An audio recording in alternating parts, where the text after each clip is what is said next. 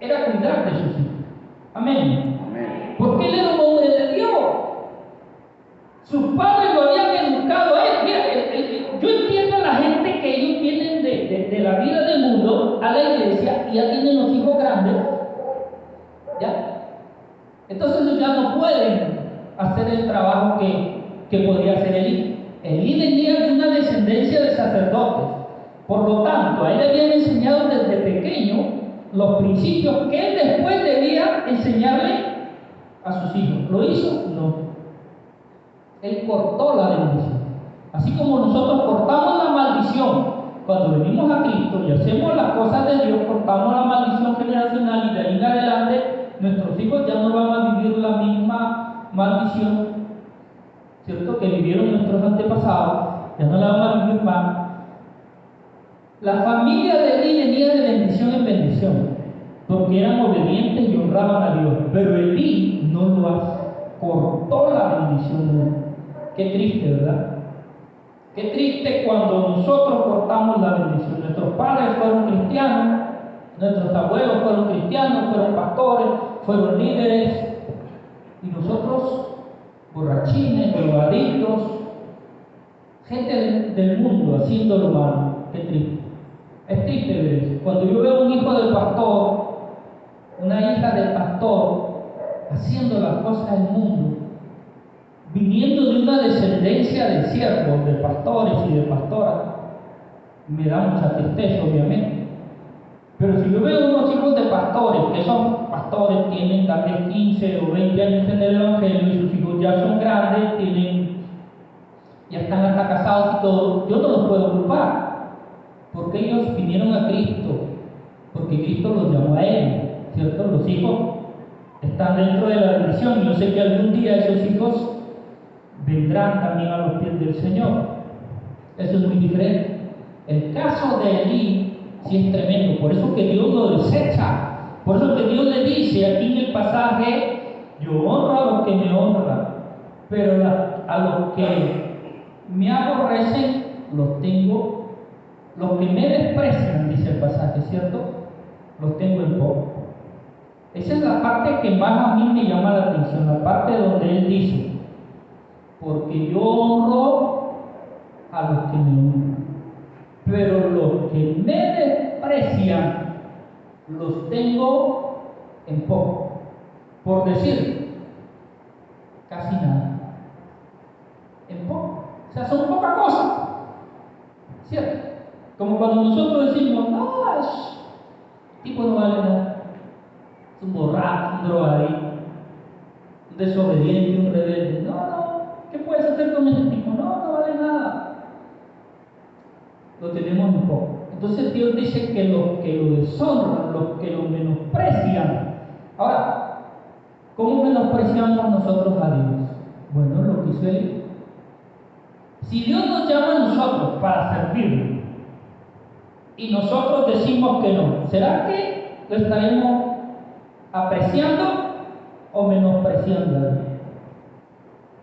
Si le decimos que no, yo pienso que lo estamos menospreciando, ¿cierto? Porque Él me está llamando. Hay un espacio en la iglesia en que yo encajo en ese espacio, como decir, hay un rompecabezas, y yo puedo ser esa pieza para que el rompecabezas se arme. Y los pastores o líderes de la iglesia se dan cuenta de eso, y en reunión dicen: vamos a poner a tal persona en tal área, porque nos parece adecuada, nos parece que tiene las habilidades, las capacidades, ya está bautizado, ya está caminando con el Señor, siempre está viniendo a la iglesia, se le ve seriedad, vamos a ponerlo en esa área. Pero la persona, cuando van y le dicen: mire hermano, queremos que trabaje en esta área, dice: no, está menospreciando a Dios. Porque no se le está llamando para que sirva al pastor, no se le está llamando para que sirva no sé a quién. Se le está llamando para que sirva en la obra de Dios, en la iglesia del Señor. La iglesia es de Jesucristo, del que dio la vida por nosotros, del que derramó su sangre por nosotros. Amén. Ahora, si yo ya estoy en el puesto, lo acepté, ya estoy en el puesto, ya Dios me puso ahí, y yo hago lo que hizo Elí, un despreocupado, un irresponsable, un negligente, ¿qué va a hacer Dios? Dios me va a cortar, me va a sacar de él, porque la obra es de él. ¿Quién podía sacar a Elí del puesto? Humanamente hablando, ¿quién podía sacarlo? Nadie podía sacarlo del puesto a él. No existía un hombre que tuviera el poder, la autoridad, la capacidad para poder sacar a Elí del puesto. Era el sumo sacerdote, ¿no? El sumo sacerdote puesto por el mismo Dios. Como vuelvo y les digo, en Israel a los líderes no se ponían a dedo, era Dios el que los eligió. Siempre fue así. Dios eligió a Moisés, Dios eligió a Josué, Dios eligió a David como rey, Dios eligió a Salomón, Dios elegía a los sumos sacerdotes. Él tenía sus profetas y por medio de los profetas hablaba al pueblo y decía: pongan a tal persona en el cargo. Yo estoy seguro que Dios puso a él. Pero en el camino el hombre cambió, como fue el caso de Saúl. En el camino cambió. Muchos otros reyes descendientes de David en el camino cambiaron. El dinero, los placeres, los deleites, el ocio, la comodidad, son muchos factores que pueden hacernos cambiar. A veces estamos ya bien de salud, bien económicamente, tenemos plata hasta para meterla debajo del colchón, ¿cierto? Entonces ya como que, yo estoy ahora bien, estoy cómodo, tengo hasta para irme de viaje, así que estoy planeando un viaje a Europa. O sea, ya uno empieza a hacer su propia agenda. ¿Y la agenda de Dios qué? No, la agenda de Dios no sé. Pero el que está dispuesto a honrar a Dios toda su vida, por medio de su familia, y todo ello, el que está dispuesto, él está preocupado por obedecer la agenda de Dios, más no la suya. Amén. Amén. Y ese es el caso de Samuel. Samuel sí estaba dispuesto a obedecer la agenda de Dios. Por eso que cuando Dios lo llama y le dice: Samuel, Samuel, él dice: heme aquí. ¿Qué significa heme aquí? Aquí está tu siervo, ordena. ¿Qué quieres que yo haga? Y ahí es cuando Dios le da su agenda a Samuel. La agenda que Dios tenía preparada para él, una agenda obviamente para que le sirviera, para que honrara a Dios y para bendecirlo, porque Dios honra a los que le honran, la perdió él. Él perdió esa agenda. Dios tomó la agenda y se la entregó a quién? A Samuel. Samuel fue uno de los más grandes hombres de Dios de aquellos tiempos. Por eso que hay 2 libros escritos sobre la vida y ministerio de Samuel. Y de Elí, ¿qué hay escrito? Solamente cuando Dios lo desecha. Eso es lo que encontramos en la Biblia acerca de él. Cuando estos 2 libros de Samuel pudieron haber sido escritos, y no iba a decir ahí Samuel, sino iba a decir ahí Elí. Qué hermoso, ¿cierto? Hay historias en iglesias donde que a alguien se le dio el ministerio pastoral, no sé, un ministerio, que iba a estar escrita la historia de esa iglesia a nombre de ese pastor, a nombre de ese siervo. Pero tuvo en poco las cosas de Dios, las tuvo en poco, la administración. Prefirió darle placer a su carne, prefirió hacer, no sé, su propia agenda, seguir su propia agenda. Tengo mi propia agenda es que me voy para allá, que me voy a comprar una casa vamos a decir algo en otra ciudad, que voy a trabajar en otro lugar, así que entrego el carro. Y la historia de esa iglesia sale que Dios lo había puesto a él en la agenda para que la historia de esa iglesia sea bajo ese principio, bajo ese siervo. Ahora no va a ser así. Dios pondrá otro. Porque no somos indispensables para Dios. Amén. Dios tiene otro. Y el que se humilla y el que decide en su corazón honrar a Dios antes que a los hombres, honrar a Dios antes que a sí mismo, esa es la persona que Dios levantará poderosamente. Y ese es el caso de Samuel. Desde el niño lo trajeron, desde pequeñito. Su mamá le dice, yo me imagino aquí que la mamá le dice, hijo, yo fui estéril y sucede que yo le pedí a Dios un hijo y ese hijo eres tú. Y yo le prometí a Dios que tú le servirías en su casa. Ha llegado el tiempo de que tú te vayas a la casa de Dios. Obviamente la mamá pues vivía cerca, podía verlo todos los días, qué sé yo, pero él ya no sería más de ella, sino de Dios. Se lo entregó y lo puso en manos de él, o de pronto antes de él, no sé. La cosa es que cuando ya él era un adolescente, un jovencito, Dios lo llama. Elí, después de un tiempo, muere, y los hijos de Elí también mueren. Creo que hubo una guerra, y murió toda esa gente, y Samuel queda a cargo. Dios dice que el que quedaría a cargo era Samuel. No sé cuántos años tendría Samuel cuando tomó el cargo, la verdad que no es analizarse en la Biblia, pero yo creo que era joven todavía. Yo no sé si unos 25, 30, por ahí era. No era más demasiado Samuel cuando toma el primer lugar en la casa de Dios. O sea, pasa a ser la persona de más autoridad y más poder recibido por Dios. Casi como Moisés, casi como un líder, pues, casi como David, ¿cierto? En ese tiempo todavía Dios no tenía reyes, eran jueces. Samuel pasa a hacer eso, pero también el hombre tenía todo. Dios le puso todo, lo puso de juez, lo puso de sumo sacerdote, lo puso de líder. No, hombre, Samuel llegó a ser impresionante eso, ¿cierto? ¿Por qué? Porque Samuel decidió honrar a Dios. Esa es la clave, honrar a Dios. Samuel no habló mal de Eli. Samuel no se reveló, no, que Eli esto, que Eli el otro, que los hijos de Eli andan haciéndolo mal, y que este y que el otro. Samuel no estaba ahí para mirar los errores humanos, él estaba ahí para honrar a Dios. Tiene que estar a su lado. Él estaba ahí para honrar a Dios.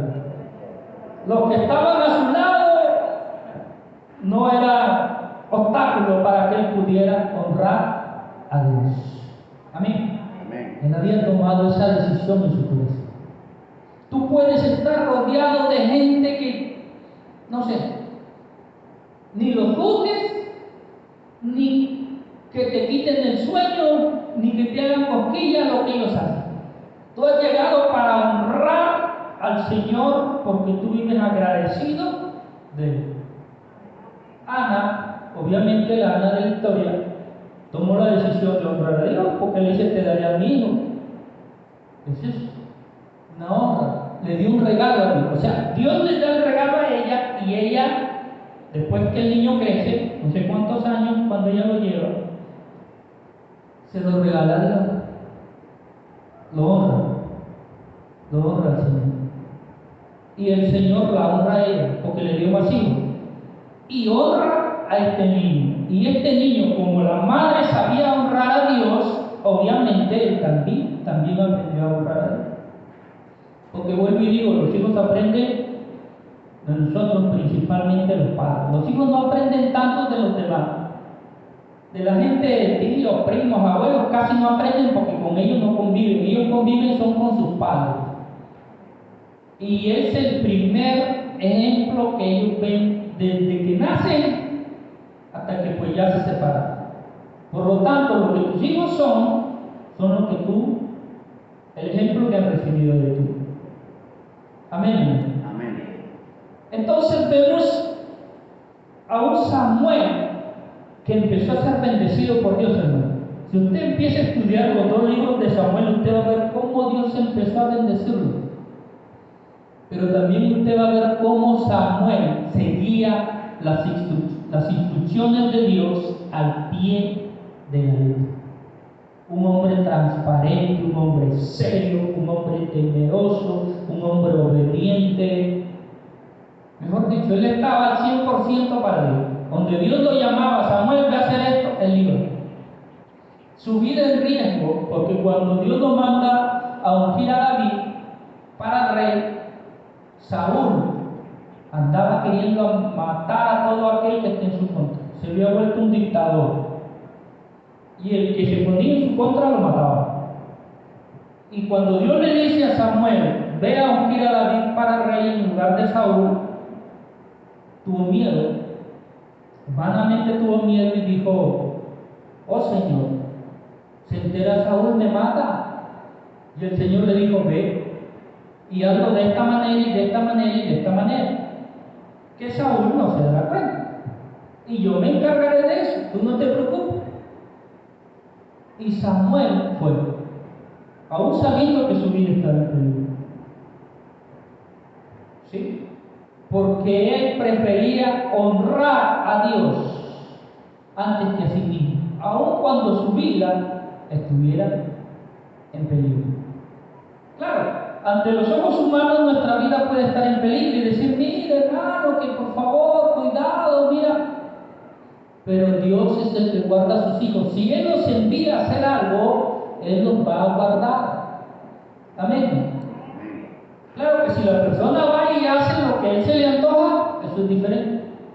Por eso les digo, está la agenda de Dios y está la agenda nuestra. Yo puedo ser el pastor de la iglesia y eso me da derecho a hacer mi propia agenda.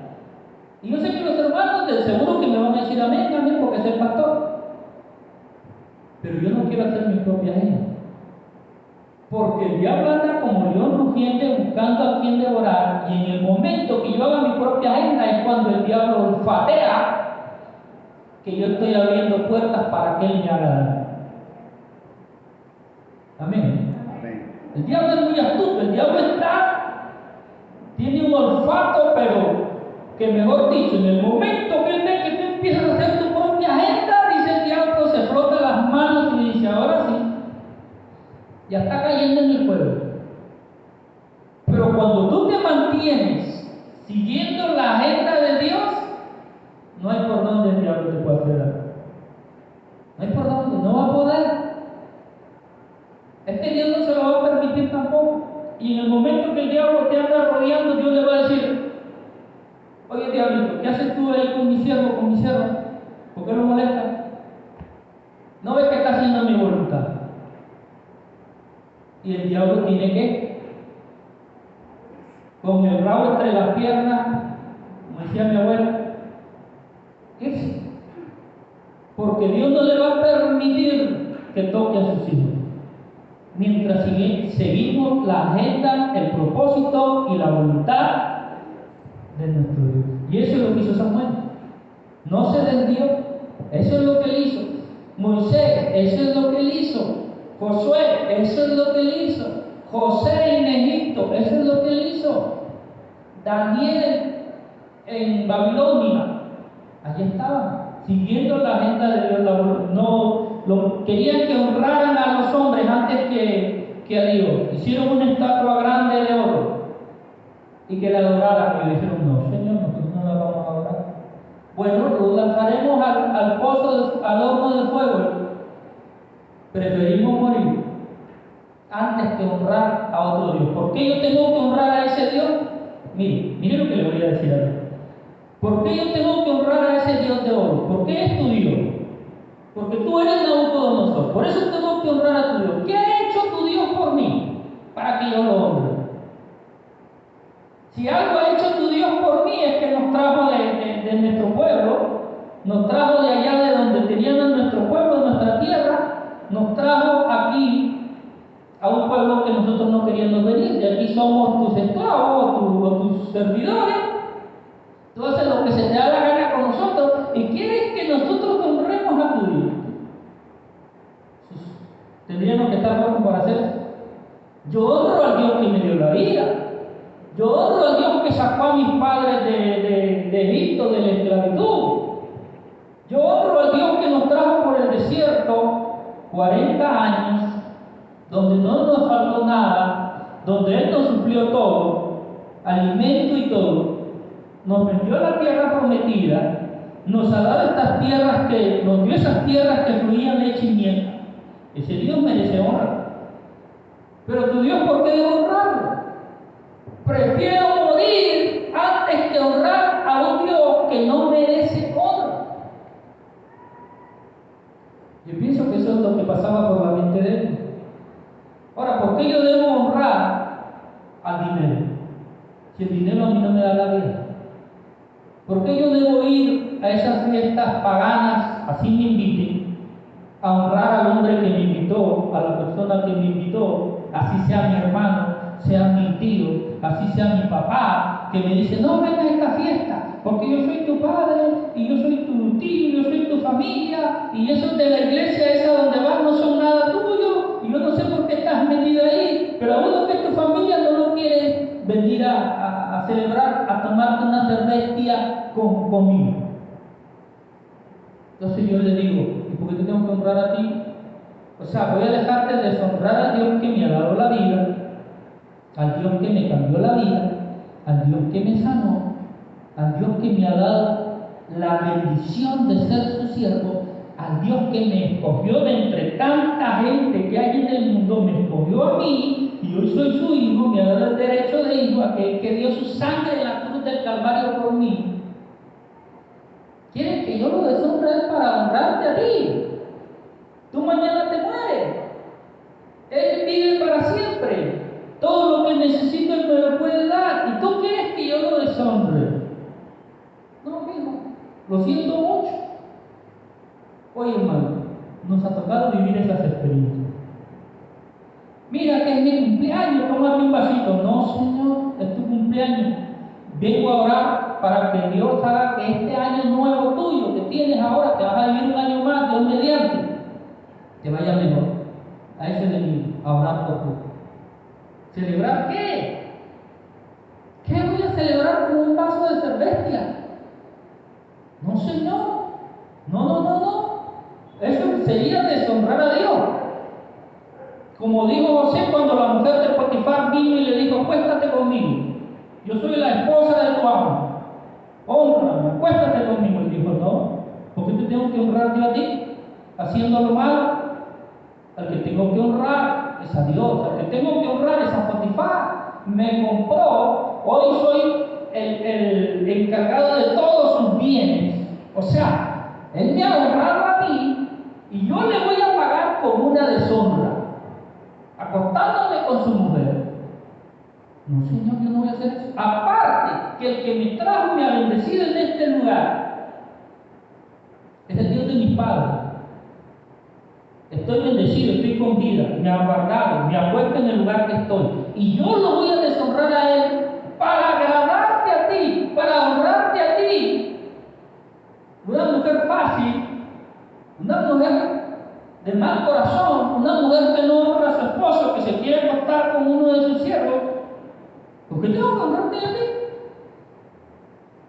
No. Y no lo quiso hacer. Te voy a meter a la cárcel, le voy a decir que me violaste para que te mate, y esto y el otro. Le dijo, bueno, ve y hazlo, lo que mejor te parezca. Sí, me tienes en tus manos. Has usado esta estrategia para ponerme contra la espada y la pared. Está bien. Ahora mismo en tus manos está mi vida. Pero no te voy a honrar.